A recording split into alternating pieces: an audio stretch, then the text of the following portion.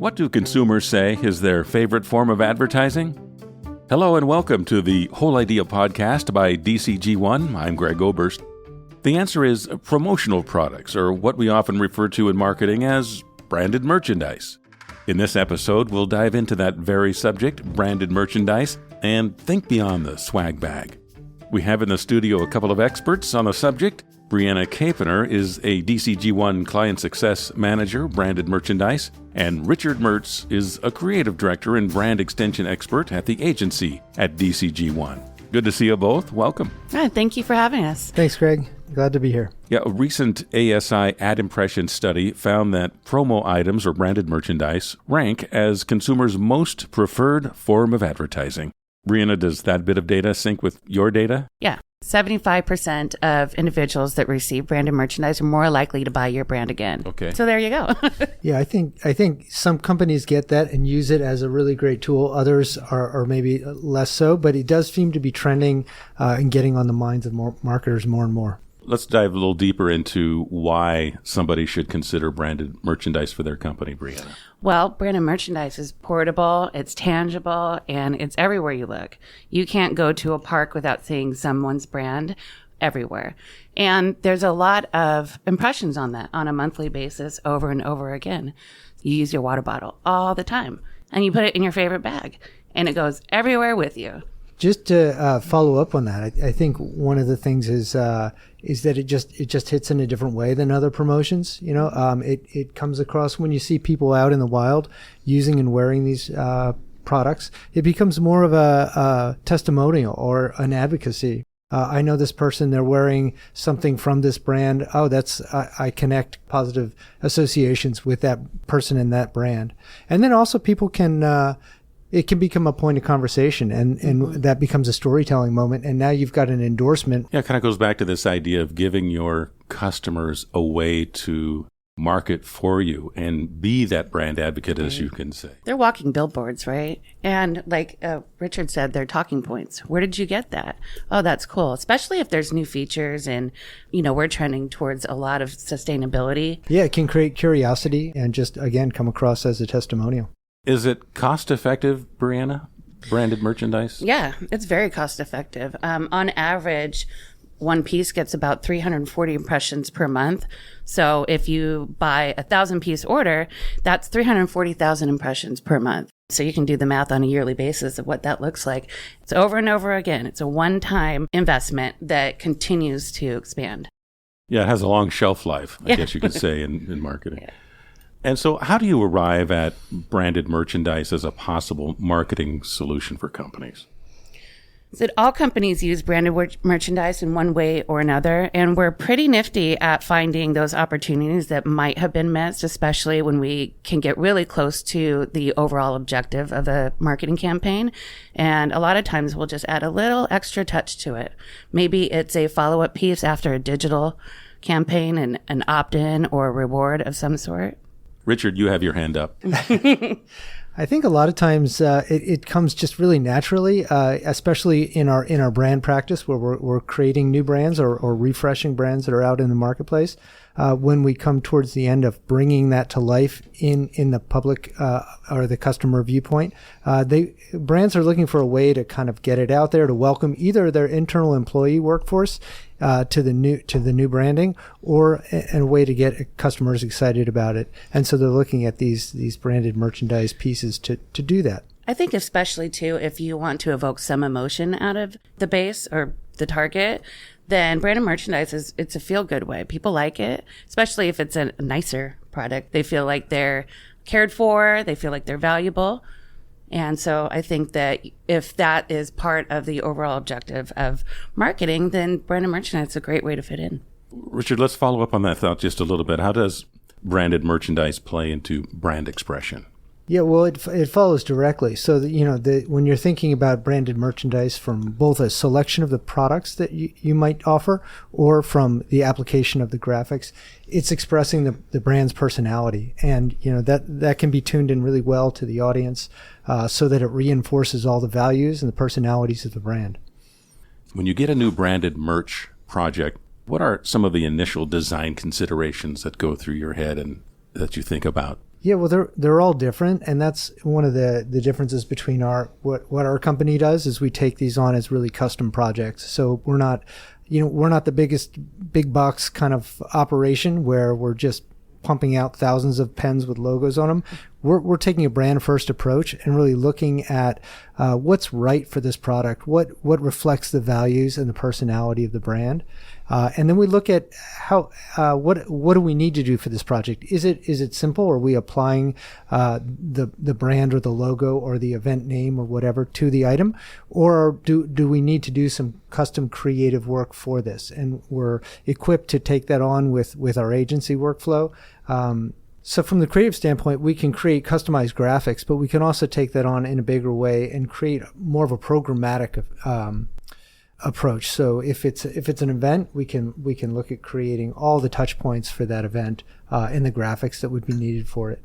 Beyond that, we can also add a strategy element where we're really coming in and doing a lot of research and understanding the target market, as well as what are the key positioning elements that we need to support that brand merchandise effort.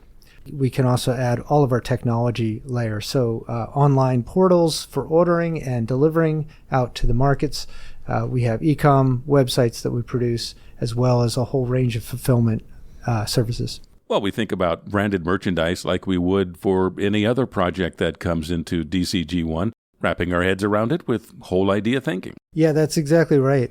Whether it's a social media campaign or a website or a promotion in a printed piece, we utilize the medium to the best of its ability. So brand merchandise is no different, and we're going to look at the products and the way that we could apply the graphics and the branding and how we can distribute that. We can go beyond just creating the thing, but we can also orchestrate a really emotional moment in terms of how to give that to the customer or an employee to really highlight the recognition and make that emotional connection. Brianna and Richard, one thing that's giving branded merchandise some juice these days is this idea of integration with other channels into the swag product, if you will, to continue that customer journey beyond the physical piece in my hand. Yeah, that is really trending right now. And, you can go beyond that too and add in augmented reality. You scan it and now you're immersed in a different world, but you get there from a branded merchandise piece. And that really pushes up the talking points too. I mean, can you imagine how many people are going to go show their friends and be like, look at this, cool. Think about like a pet industry, right? You get a new bandana for your dog and you scan it with your phone, and now you can have like photo filters. The interactivity and gamifying and using that branded merchandise is a great way to do that too. So let's follow up on some of the items that you guys have been mentioning. What are the trending and popular items these days in branded merchandise? Well, it's always probably going to be apparel, technology, and drinkware. And there's a reason for that. They're portable. They last a long time. They've got really a lot of usefulness to them. And especially if they kind of have a cool design too, people want to use them. They want to walk around with them.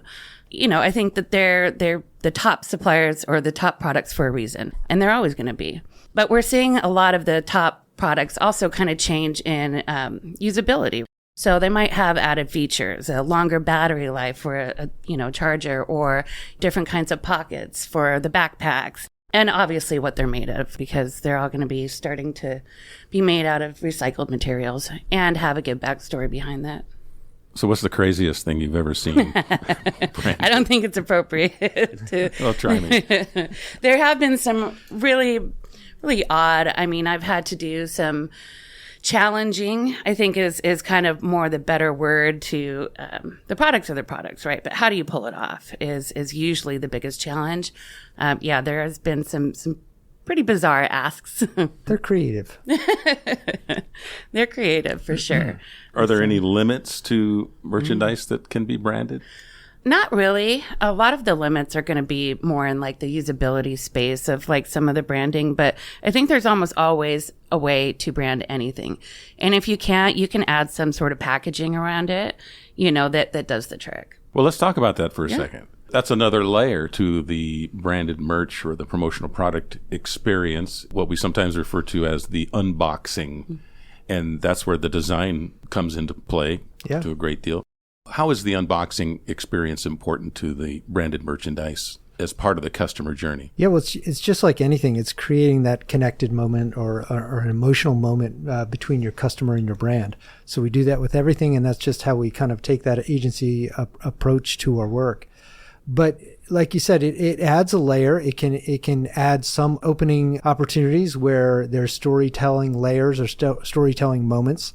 Those can involve connecting to more digital experiences. They could just be personalized. They can be parts of the story of the brand. There's a lot of opportunities there. And so when we take on a project like this, we're listening to our customers and understanding what it is they're trying to achieve with this product. And then we're trying to amplify that connection point to the customer. We have a whole staff here of structural designers who can create custom boxes or custom three-dimensional structures that we can build in these experiences upon.